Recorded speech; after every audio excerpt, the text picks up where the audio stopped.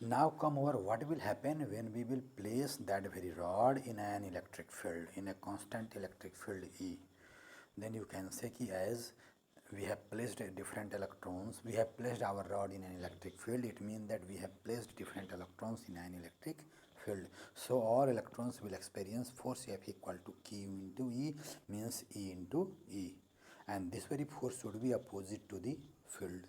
अगर इलेक्ट्रॉन पर फोर्स लगेगा then according to second law of motion F equal to m a, उसमें acceleration भी इलेक्ट्रॉन में प्रोड्यूस होगा.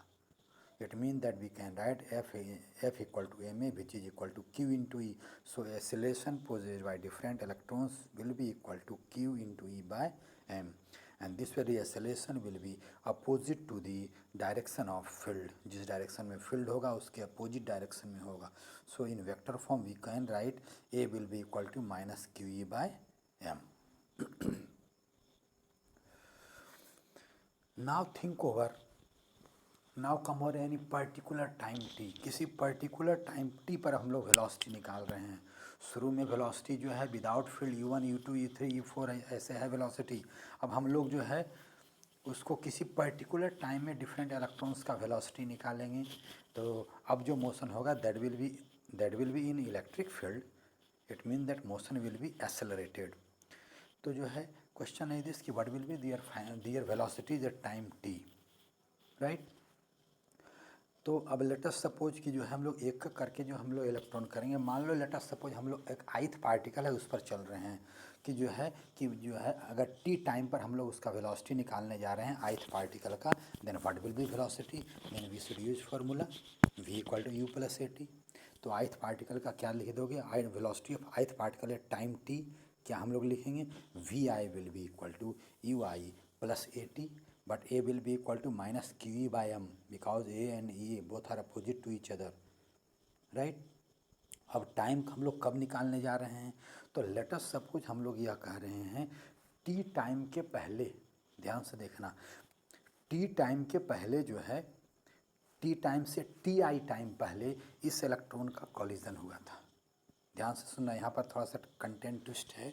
मान लो जो है हम लोग टी टाइम पर इसका वेलोसिटी निकालने जा रहे हैं.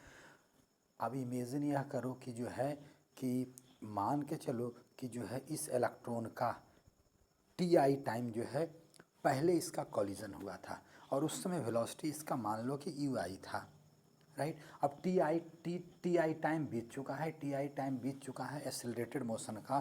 तो वेलोसिटी क्या होना चाहिए, v i should be equal to u i minus q into e by m into t i, right. तो जैसे हमने ith पार्टिकल लिखा, in the similar manner we can write velocity for first particle, second particle, third particle.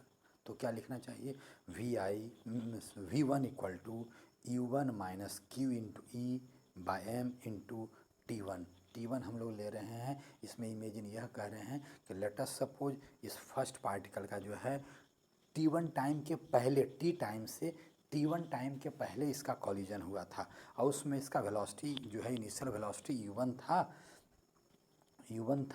तो अब T1 time में इसकी velocity कितनी हो जाएगी, then v1 will be equal to u1 minus q into e by m into t one. In the similar manner second particle का v2 will be equal to u2 minus q e by m into t two. In the similar manner for each and every particle, Vn will be equal to Un minus Qe by m into Tn. Right. Now add all these equations. इन सारे equation को आप add कर दीजिए. जब सारे equation को add कर देंगे then what we will get,